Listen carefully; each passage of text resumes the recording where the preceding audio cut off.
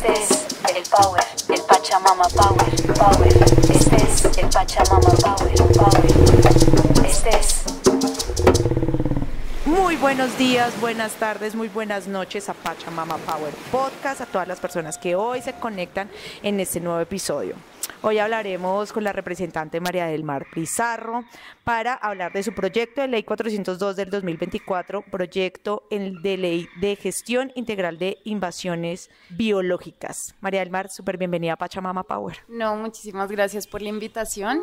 Creo que es muy importante el trabajo que están haciendo desde este podcast de hablar sobre cómo cuidamos nuestra biodiversidad y bueno, gracias por la invitación. María del Mar, ¿de dónde nace este proyecto de ley? ¿Cuál es la necesidad o cuál es la problemática que impulsa a hacer un proyecto de ley de esta magnitud? Pues yo creo que se juntaron como muchos factores. Primero, Claudia Calao, que trabaja en UTL y es una gran amiga mía, pues ha sido como parte del movimiento de protección de la biodiversidad y pues ha sido muy vocal acerca de la importancia del control de especies invasoras. Y también yo había trabajado con abejas nativas, con abejas meliponas. Yo tengo una empresa de productos de aseo ecológicos y digamos que yo vengo realmente de la empresa privada y conozco la problemática con las apis, etcétera. Yo quería hacer también un proyecto de ley para la protección de la abeja melipona y también de polinizadores. Entonces empezamos como a hablar de distintas cosas, a escuchar a la comunidad científica y digamos una de las cosas que nos quedó muy claro es que uno de los proyectos de ley fundamentales para la protección de la biodiversidad, teniendo en cuenta que el 16% de la biodiversidad está siendo como afectada por las especies invasoras, dijimos, este es un proyecto que necesita nuestra atención. Empezamos a elaborar mesas técnicas con distintos científicos para hablar pues de muchas cosas, porque las especies invasoras no son solo como la fauna, sino la flora, incluso la microbiota, digamos que es un problema más amplio de lo que normalmente hablamos. Bueno, ¿y qué contiene este proyecto de acuerdo para que la gente lo conozca un poco más al detalle? ¿Qué contiene de la protección a la biodiversidad y qué pasa con estas especies invasoras? Bueno, lo primero es que hablamos como de los 3 peligros de las especies invasoras, que es como, bueno, las afectaciones a la salud, que ahorita estábamos hablando, tú dabas el ejemplo del cangrejo rojo o, bueno, del hipopótamo, que tienen como vectores que son dañinos para otras especies. Pero también está todo el tema socioeconómico de los pescadores, de las comunidades, por ejemplo, que viven a las orillas del Magdalena, hacen pesca artesanal y están siendo desplazados por el pez basa, por la tilapia y pues evidentemente por los hipopótamos. Y pues, como te dije, el tema de la biodiversidad, esos eran como los 3 factores con los que empezamos a armar el proyecto.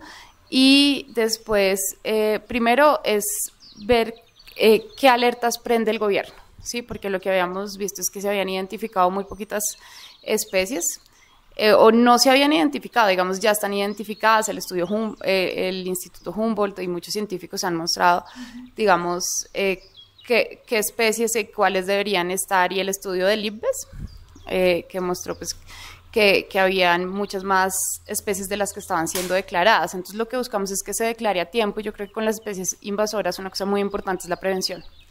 Sí, es como generar alarmas a tiempo antes de que estas especies, pues, digamos, sean más difíciles de controlar en términos ecosistémicos. Entonces yo creo que eso es lo primero. Lo segundo para mí muy importante es el tema de la pedagogía. Tú ves todos estos viveros vendiendo ojo de poeta y un montón de plantas que son, digamos, invasoras. Y la verdad, y además siempre dicen vivero nativo. Entonces, una de las primeras cosas es decirle a los viveros, miren, estas plantas no se pueden, estas son nativas. Yo misma, por ejemplo, me han regalado muchas plantas, pero para mi jardín he estado buscando como dónde puedo conseguir plantas nativas y no es fácil. Tú ves plantas de Tailandia, yo creo que muchas de las que vemos en los jardines de la gente no son plantas nativas. Entonces la pedagogía, en todo sentido, con fauna, flora, es fundamental.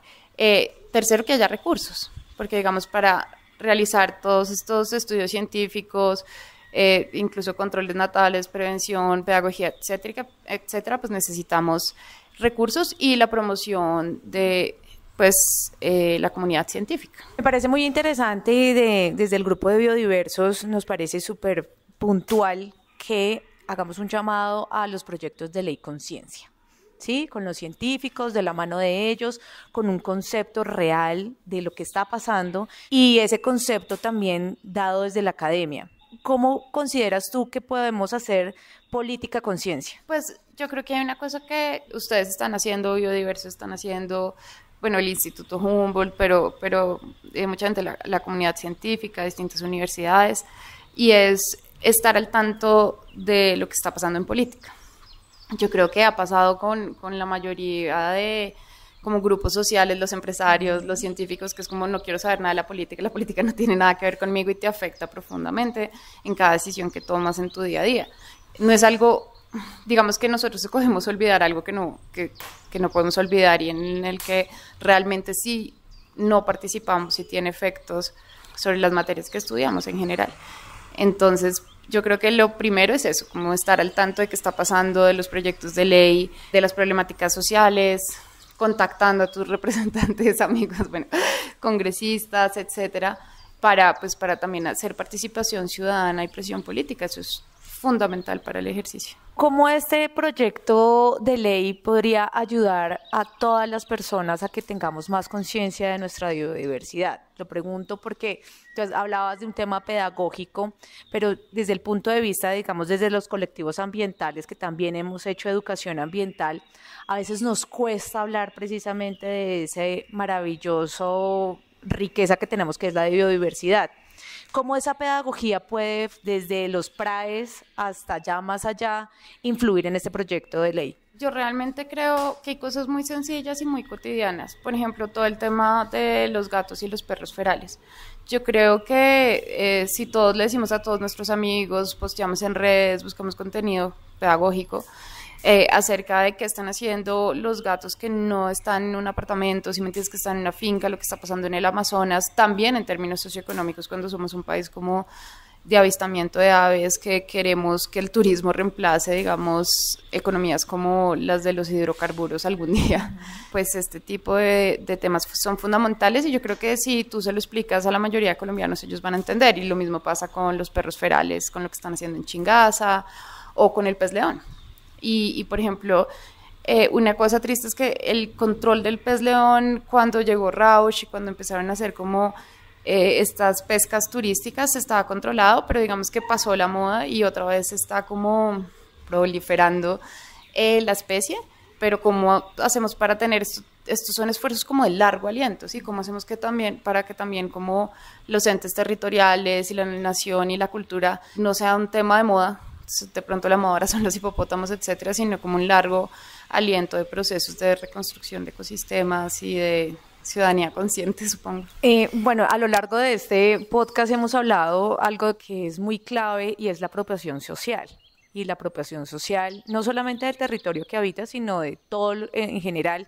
Y en el tema ambiental, pues esa apropiación social es súper válida y lleva procesos que llevan 20, 25, 30 años. Hace unas cuantas semanas publicamos un emprendimiento amazónico que lleva 30 años cuidando el mono churuco y son procesos sociales donde efectivamente la toma de conciencia, que es lo más difícil en todo proceso, empresas, proyectos, lleva un largo aliento. Entonces, este proyecto de ley le aplica a esa apropiación social para que nosotros en un futuro tengamos 10, 20 años esa apropiación. Pues yo creo que concientizar, una cosa que se vuelve en el proyecto de ley es como concientizar y también pues trabajar con las comunidades. Entonces yo creo que en la medida en la que las comunidades entiendan que digamos su sustento económico también depende de la protección de la biodiversidad, pues esto va a tener mayor apropiación social. Tú misma me contabas un poco la experiencia del mono churuco y empieza de esa manera, como ser conscientes y también encontrar modelos económicos atados a la... Yo no creo muchas veces solo cuando los proyectos empiezan, digamos, solo con una beca, pero no empiezan a ser autosostenibles, pues no son proyectos que generen esa apropiación social que pues llega después de mucho tiempo de hacer conciencia en el territorio de la problemática. ¿Qué le queda al proyecto de ley? ¿En qué estado está? Lo radicamos en tiempos de la COP para tenerlo a tiempo en esa fecha, pero pues lo que esperaríamos es que antes de diciembre tenga su primer debate. Esta es una ley orgánica, entonces tiene como un poquito más de agilidad en el proceso legislativo. ¿Y cuál sería ese llamado de enriquecer, obviamente desde tu cargo como representante a la comunidad científica, se pueda unir a esas luchas? Pues yo, además de trabajar temas ambientales y científicos, trabajo temas económicos. Entonces, y hay una cosa, y es que, por ejemplo, el Observatorio Fiscal de la Javeriana y otros think tanks están como en constante invitación como a los foros académicos que hacen, y yo creo que eso sí hace falta entre la comunidad científica y el Congreso. Yo creo que ustedes todo el tiempo están haciendo foros académicos, intercambiando, pero de pronto en el Congreso no hay tanta información sobre eso. Entonces yo creo que tanto de la comunidad científica como de pronto desde nosotros, los congresistas y pues en general el Estado, tenemos que crear más vasos comunicantes entre la comunidad científica y la política. ¿Cómo hacemos ese llamado para que realmente fortalezcamos eso dentro, pues obviamente del Estado? No digo de este gobierno, pero sí dentro del Estado, para que sea mucho más importante darle más recursos a este ministerio y para que los grupos de investigación se fortalezcan. O sea, es como el 92% del presupuesto de inversión realmente pues se van a cosas como agencias futuros que ya están contratadas. La mayor cantidad de recursos del Estado se van para funcionamiento, o sea, compromisos adquiridos anteriormente. Entonces, sí hemos pasado por una etapa de recesión, porque además fiscalmente se le prohibió endeudarse a Colombia más de lo que antes se había prohibido. Entonces, la regla fiscal ha sido realmente un limitante para la inversión en este gobierno. Y también desde, digamos, la parte de planeación y Hacienda, siempre nos han dicho es que hay una plata muy importante por regalías, pero ahí hay varios peros. Uno, se están demorando mucho en contratar las regalías, cambiaron como la metodología y el procedimiento, y esto generó un montón de traumatismos. Los gobernadores tienen que proponer los proyectos de regalías, y pues los proyectos de investigación y científicos normalmente no están como en el número uno de sus prioridades. Además de esto, pues también hemos visto unas grandes irregularidades, se perdieron 12 billones de pesos, pero bueno, eso fue en el OCATPAS. Y también, pues de parte del gobierno se ha dicho que es que la academia no aplica estos incentivos. Entonces, ¿ves? O sea, son como muchas responsabilidades, evidentemente, del gobierno nacional muy claras, y pues un problema de caja del gobierno, sin duda, que esperamos que la ley de financiamiento ayude a solventar, pero pues también hay una realidad, y es que hay muchos ministerios que están bajitos en ejecución. Esa también es una realidad fiscal. Yo creo que siempre hay unos congresistas que pasamos la proposición para que se suba el presupuesto de ciencia, pero por ejemplo en esta ocasión ni siquiera hubo debate. Entonces, pero pues también esto viene porque nos endeudamos muchísimo tras una pandemia, hubo un enfriamiento global de la economía, o sea, también hay muchas variables internacionales, el marco fiscal de mediano plazo. Sí, yo también creo que uno no puede decir como, bueno, es culpa del gobierno, es culpa de la comunidad científica, siempre es culpa de los congresistas, eso sí te lo juro. Pero yo creo que también tenemos que pensar como, bueno, cuál es nuestro papel y cómo uno también puede como ayudar a que esto, sobre todo proteger la biodiversidad, etcétera, como los fines últimos de la tarea. ¿Cómo la ciudadanía puede acercarse a María del Mar, por ejemplo, la representante, y decirle, mira, tengo este proyecto en temas ambientales, en temas económicos? ¿Cómo se hace, se tiende ese puente? No, nosotros tenemos pues nuestra página web, que es Mar Pizarro. También nos puedes encontrar en Instagram, en todas las redes sociales, y realmente como escribiéndonos, invitándonos. También quizás se pueden proponer de ambos lados espacios de intercambio con distintos congresistas, distintas bancadas. Nosotros también intentamos trabajar todos los proyectos de ley con todos los partidos para que sean como proyectos de país y no como de un sector político, y creo que la mayoría del Congreso funciona así la gente vea otra cosa desde las redes sociales. Pues nada, pues muchísimas gracias a todos los oyentes que hoy nos acompañaron. Les deseo una feliz tarde, una feliz mañana y una feliz noche. Un abrazo para todos. El Pachamama Power. Este es el Pachamama Power.